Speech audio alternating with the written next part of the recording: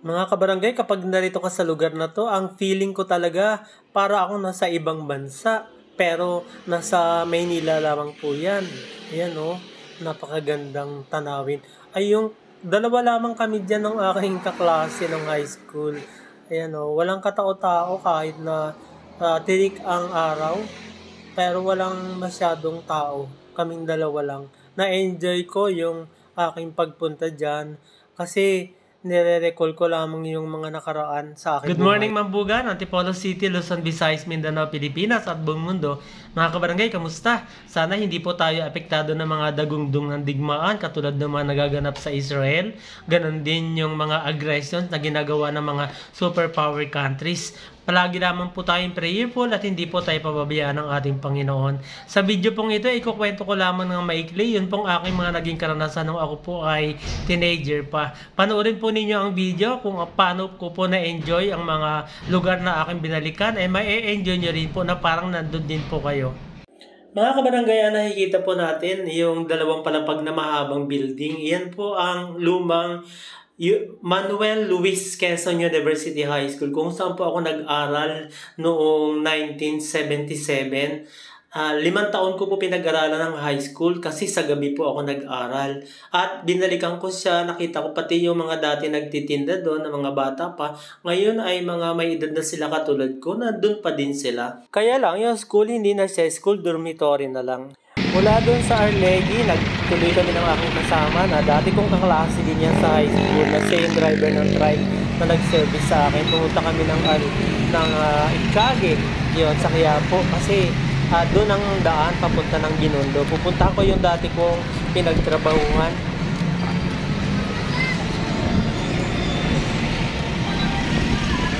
Saan sa Dasmariñas ka mo? Sa 99 building, 99 Dasmariñas building. Dito ako nagtrabaho ng matagal, noong 1969 hanggang 1972. Kaya miss na miss ko. After more than 50 years, ito ulit ako, nakabalik ako dito. Salamat, Ray, sa pag-tour mo sa akin. Yan yung aking driver, oh. Yan. Kaklase ko yan sa high school. More than 40 years. Tapos ngayon, nagkita kami. Ayan. So, ito, nasa Dasmariñas Street po tayo dito sa Barangay sa Santa Cruz, Manila. Tapos yung dulo niyan, Muelle de Binondo. Papunta ako ng Divisoria eh. Dito lang ako dumaan kasi miss na miss ko yung lugar na to. Araw-araw kong dinadaanan to dati. Yan o. Yung sa kabila nito, dun sa kabila ay Escolta. O nakita niyo yun. Yung kung gaano ka memorable sa akin ang lugar na to. 3 years ako nagpabalik-balik dito, umaga at hapon. Naglalakad patungo doon sa 99 Dasmariñas building kasi doon ako nagtatrabaho bilang janitor. I was 15 years old. Ngayon 70 na ako eh. Ayan. Doon pa sa dulo yung tatawid pa ng Muelle de Binondo River. Ayan. Ayan po, 53 years. More than 53 years pala na nandito ako.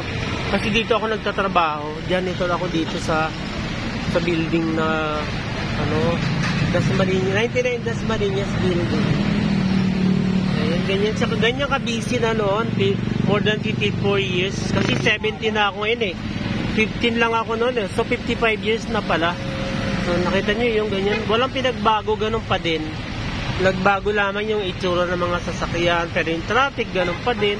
Ang mga building, hindi nagbago. Ayan o, Dasmariñas Street. Hi, brother! Oh, yan o.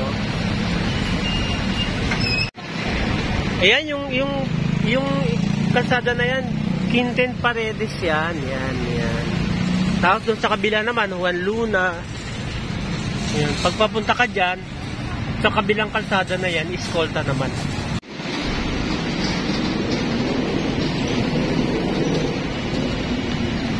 Paris building? 99 Dasmariñas na Paris. Sabi mo yan. Iyan po yung building na aking pinagtrabahuhan ng 3 taon. Doon sa 4th floor, doon ako Nag-i-stay-in kasi ako doon at nakaranas po ng multo. Basta sabi ng guard na panggabi, nagkukwento kasi ang dami kong karanasan na nakakapanghilakbot, talaga nakakapanindig balahibo hanggang ngayon maalala ko. Mula doon, bumalik kami ng Jones Bridge kasi sabi ni Ray, titingnan daw namin yung tulay na pinagawa ng dating mayor Isko Moreno. Ayun sa kahabaan ng Muelle de Binondo River. Walang aris dumadaan dyan. Ito naman yan, Portuguese. Diba Jones Bridge to? Pagbaba namin ng Jones Bridge, tumigil muna kami dito at talagang na-enjoy ko yung talagang tanawin na akala mo nasa ibang bansa ka pero nandito ka lamang sa may bandang Manila, sa may Loton to be exact. Ayan, yun mo yung aking kasama, dadalawa lamang kami kahit natirik ang araw, tanghali pero walang katao-tao dyan, talaga ang sarap mamasyal. Ayan, napakaganda po. Ang lalaki ng building, tapos yung ilog. At mula dito, tanaw namin yung magandang tulay na pinagawa ng dating mayor Isko Moreno sa itaas ng Muelle de Binondo River. Patagos naman yun ng papunta ng Divisoria. Siya si Ray, kaklase ko yan ng high school, 45 or 48 years ago. Nandito na ngayon kami sa itaas ng nasabing tulay na pinagawa ng dating mayor Isko Moreno. Patagos na po yan ng Divisoria galing dito sa may Loton.